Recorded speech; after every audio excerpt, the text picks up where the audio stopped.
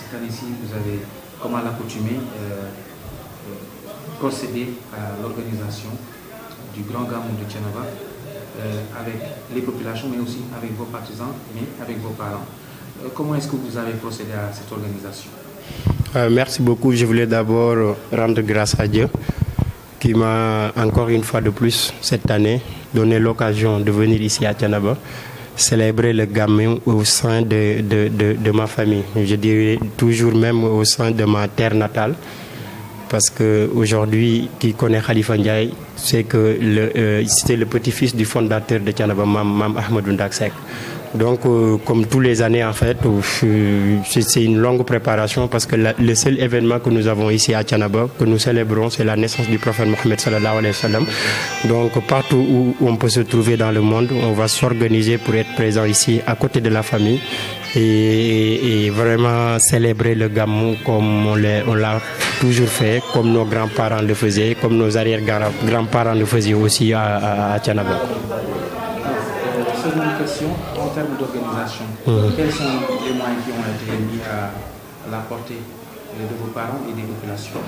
Effectivement, en fait, nous sommes dans une... Parce que Thiénaba, c'est une cité religieuse. C'est vrai qu'on fait de la politique, mais tout ce qu'on fait comme action sociale ici à Thiénaba, surtout dans le Gamou, nous, on préfère de notre côté de ne pas les médiatiser, en fait, parce que c'est en dehors de la politique, c'est des parents très proches, c'est des parents avec qui nous avons de très longues relations depuis nos arrière-parents. Donc, on a appuyé beaucoup de familles, on a appuyé beaucoup de chefs de famille ici à Thiénaba pour leur permettre de recevoir leurs invités comme nous le faisons chaque année. Mais sur cette question-là, on préfère ne pas... Voilà, on préfère ne pas parler de ça parce que voilà, entrer dans les détails parce que ouais, c'est entre nous. Khalifa Ndiaye, sans parler de questions politiques, effectivement, c'est un peu raté sa pioche. Aujourd'hui, nous sommes à l'horizon des élections locales. Vous êtes dans une localité très active en termes de politique. On ne peut pas partir en guerre et dire le système de guerre qu'on va utiliser. Mais en termes de confiance et de stratégie, est-ce que vous avez tout mis en place? Oui, effectivement. D'abord, nous, il faut qu'on recule un petit peu en arrière pour contextualiser notre mouvement. D'abord, le nom du mouvement qu'on avait donné, c'était Thiénaba Horizon 2019. Parce que l'horizon qu'on avait fixé, c'était en 2019. Parce qu'on sait, nous, tous que les élections étaient prévues normalement en 2019. Il y a eu deux prolongations de ces élections-là. C'est pourquoi on est arrivé en 2021. Mais en tout terme d'organisation, on a encore fini d'abord. Parce que si on parle aujourd'hui d'un seul candidat officiel à Thiénaba, c'est nous. Et on remercie le bon Dieu sur ça parce que nous, on fait partie d'une coalition qui s'appelle Gox Yu Bess. C'est une coalition qui est constituée de jeunes leaders, de jeunes indépendants qui n'ont, la majeure partie n'ont pas d'appartenance politique en fait. Ce qui leur importe, c'est essayer de développer leur localité. Nous nous sommes mis ensemble, nous avons cotisé ensemble et nous avons déposé en premier lieu. Nous sommes la première coalition qui a déposé sa caution au niveau de la caisse de dépôt et de consignation.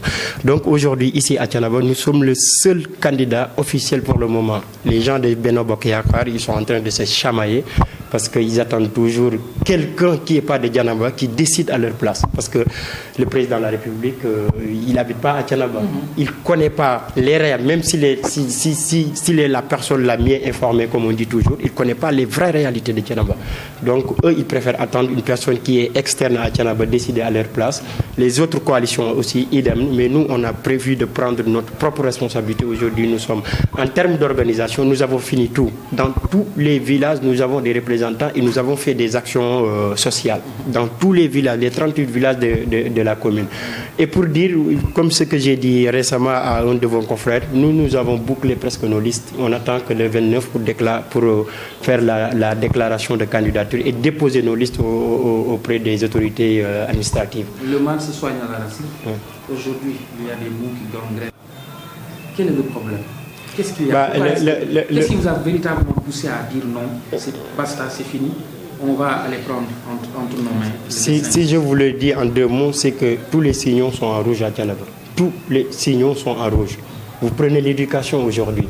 Jusqu'à présent, les écoles n'ont pas encore reçu des subventions. Vous allez dans des écoles, vous sortez de Thiénaba là, il y a beaucoup d'élèves aujourd'hui qui sont dans des abris provisoires. Beaucoup d'élèves. Je vous donne un exemple. Là, cette année-ci, j'ai pris des ordinateurs, des imprimantes que j'ai, parce qu'il y avait une manque vraiment d'imprimantes aux écoles primaires. Donc, j'avais un lot d'imprimantes que je donnais à des écoles. L'école de Giant, c'est le village de naissance du maire actuel.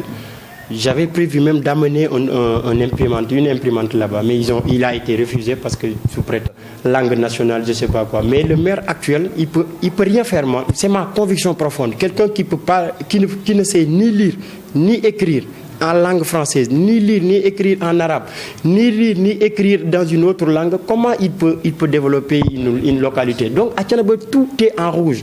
Vous prenez les fonciers, je vous avais dit ici l'année dernière, il y a les grosses pointes de la République qui ont des hectares et des hectares ici à Thiénaba. Ils refusent. Voilà. Non, ils ne refusent pas. Ils ne refusent pas. C'est que vous sortez là, vous allez voir qu'Aly Ngouille Ndiaye, il a des hectares et des hectares ici. Ainsi de suite, ainsi de suite. Donc ils ne peuvent pas refuser parce que les faits sont têtus. Tout le monde le voit. Il y a le problème aussi du carrière de sable. On avait constaté sur le compte administratif de la commune de cette année-ci que les retombées qui viennent du carrière de sable, c'est résumé à 600 000 francs. 600 000 francs pendant 12 mois. Donc, voilà, exactement. Donc les gens, ils se sont dit que ce n'est pas normal. Il y a des années où nous avions 15 millions, 13 millions, 14 millions, et on a introduit, voilà, exactement. Et on a dit, on va mettre une commission d'enquête municipale, constituée par des conseillers municipaux, qui vont aller sur le terrain, récolter à la place du receveur qui était là-bas. Mais ils ont fait 11 jours, et sur les 11 jours, ils ont sorti 22 millions de francs CFA. Donc ça veut dire que pendant 5 années, ils ont détourné l'argent qui sortait de la carrière de sable. Et le maire, il a dit que c'est le receveur, et le receveur, il dit que c'est pas. Et aujourd'hui, ils sont ensemble. Donc c'est de la complicité en fait. C'est clair, net et précis.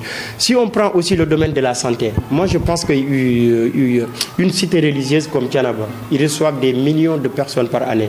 Parce qu'il fait partie des plus grandes cités religieuses du département de Thiès. Donc, on mérite d'avoir un centre hospitalier normalement, quoi. Vous allez dans le poste de santé de Thiénaba, là, il ne peut pas accueillir 10 personnes en même temps. Et Thiénaba, aujourd'hui, si on se base sur les normes de l'OMS, vraiment, on dépasse ce poste de santé qui est là. Vous prenez les autres domaines, de la première à la 9e domaine de compétences, les diagnostics sont les mêmes. Tout est en rouge. Tout est priorité à Thiénaba. Donc, si on passe ici, on peut passer toute l'émission à énumérer les problèmes de Thiénaba. Mais pour résumer là, comme je l'ai tout le temps dit, Thiénaba, tout est urgence aujourd'hui, quoi.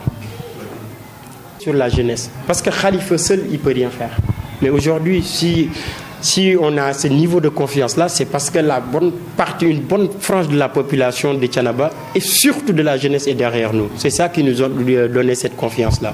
Mais et je pense que nous aussi, on avait commencé des discussions avec les autres coalitions parce que les réalités de Thiénaba ne sont pas les mêmes que les réalités au niveau national. Nous, on essaye de mettre des coalitions ici à Thiénaba, c'est-à-dire Wallu Askan Wi, Wallu Sénégal, la coalition, comment s'appelle la coalition des Sonko et autour là, Yewwi Askan Wi aussi, et notre coalition Gox Yu Bess, pour qu'ensemble qu'on puisse choisir un seul candidat crédible qui va faire face à Talla Diagne. Mais M. Ndiaye, on dirait que le nouveau khalife général de Thiénaba a fait son choix, il a plébiscité.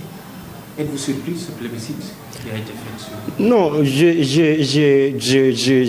j'avais dit même que j'allais même pas commenter sur ça. Ouais. Mais les faits sont là, les commentaires sont libres. En tout cas, rien n'est surprise pour moi. Parce que seul le travail paye et depuis des années, on est sur le terrain, on travaille. Maintenant, les commentaires, je les laisse avec les autres, quoi. Vous êtes dans l'action? Oui, moi je suis dans l'action. Dans une récente interview avec M. Bertha, il a évoqué la question du foncier.